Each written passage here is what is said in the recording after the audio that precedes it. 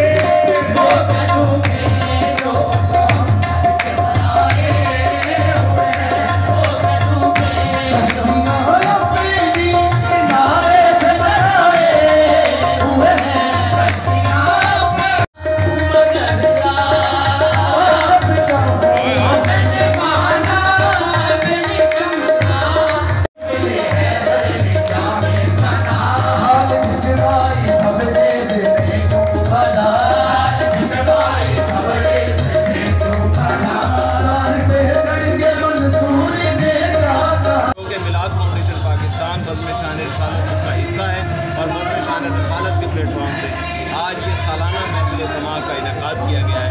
मकसद जो है हुज़ूर सरवर कायनात सल्लल्लाहु अलैहि वसल्लम की मज़ाफ़राई है, उनकी आमद के चर्चे करना है। हमारी जो नई जनरेशन है इनको अवेयरनेस दी जाएगी, वो दी जाती है कि हुज़ूर से हमारा क्या रिश्ता है, इन प्रोग्रामों से हमारा क्या रिश्ता है, और इन प्रोग्रामों को करके हम अपनी रिवायत को ज़िंदा भी रखते हैं और ज़िंदा रहनी चाहिए, क्योंकि इसके बाद हमारे पास अंधेरा है।